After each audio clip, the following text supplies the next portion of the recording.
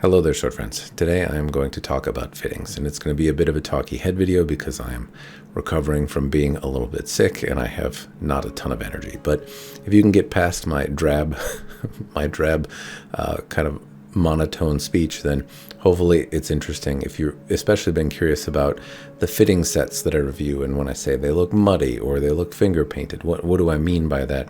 Hopefully this video serves to explain with some visual examples what I mean and where I would like to see improvement. Now, I also want to say that this video that I'm making, these thoughts I have are really in good faith. I believe that the forges in China, which conventionally make many of the swords that I review, are absolutely capable of doing amazing works and have the capability of improving. I'm not trying to dog on them or say that they're bad, just that I think that more could be done in this particular arena.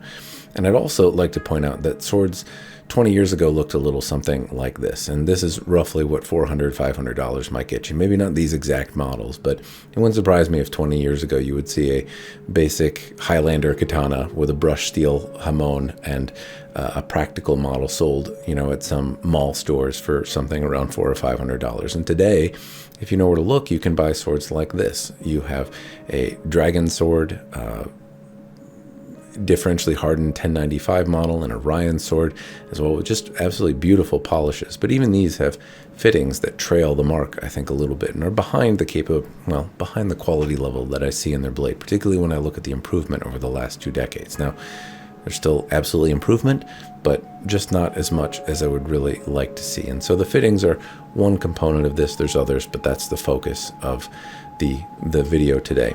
And the examples that I have are primarily Fuchi, because I happen to have a few of them in my collection at the moment. And so these are really what I can use to illustrate the point. But most of what I'm talking about would cascade to the Kashira, the Minuki, the Suba, any kind of Saya fittings that might be present as well.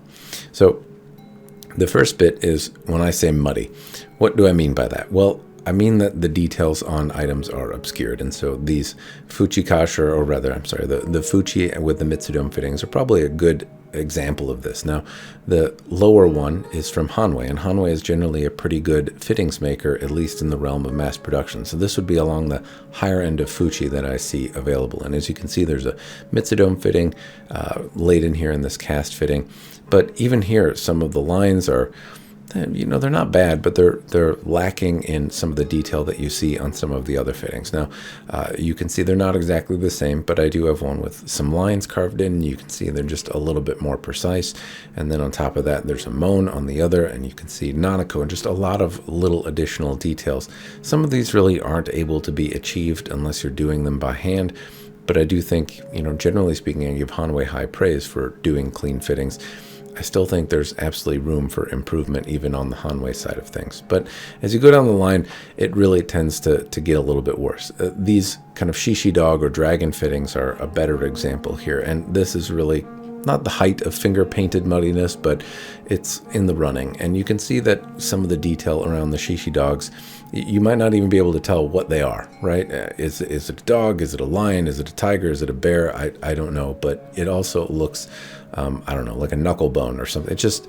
It's hard to tell what it's supposed to be, and some of the gold detailing looks like it's painting outside the lines a little bit, and it's just not particularly great. Now, I imagine that this set of fittings was probably very detailed when it was first made, but after repeated recastings, it's lost some of the detail along the way, and different applications of gold or silver detailing have, by some more skilled hands than others perhaps, leave it with this just unfinished kind of blobular look. By contrast, here's a set of fittings that I have with not the same, but a similar motif, and it's aged, and the gold detailing and whatnot has come off a bit, but you can just see that you can make out clearly what it is, and that the lines are crisp and things are in the place that they're supposed to be. It just looks quite a bit better, and I would love to see more things crisper and cleaner in the fitting set. I'd love to see more stories told, more intention based on the fittings that are placed there, rather than like some gold dragons and lions. Beyond that, there are certainly other examples, but if I just look at the patterns, how things are carved in, the various lines, there's absolutely opportunity here that I think is well within the capability of the forges in China to do. And some of it, the stuff, the height of it. I have one fuchi that's here that just shows some of the detail that I can see in some of these Japanese style fittings. And so I don't exactly know where I got it. I only have the fuchi, which is unfortunate. I wish I had the companion kashira that went, but it's just a little guy kind of leaning on a table or something. At the same time, if I look at the I can make out like lines in the waves or clouds that are supposed to be there, but this post, I can make out like little bits of woodwork and very clear, intentional lines that go everywhere. Things are very, very detailed. You have to get, really, really close, which my camera does. My eyes don't necessarily do that. But, details in the facial structure, details in the wood framing, all of these are done by hand, which to me makes this little fuchi really, really impressive. I love to see some of the details that are on here.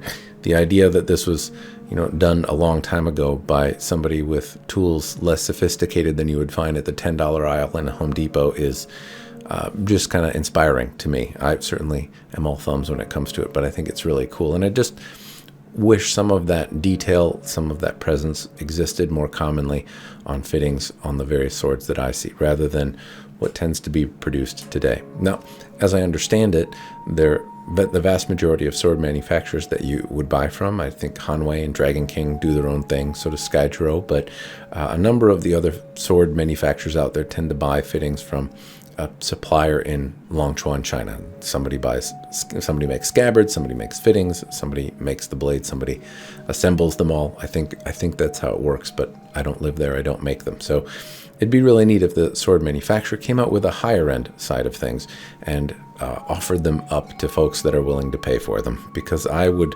certainly welcome more intention, more detail in the rest of it outside the blade. It seems like the blades have really gotten not necessarily perfect, but really, really improved, and some of them are wildly impressive and beautiful.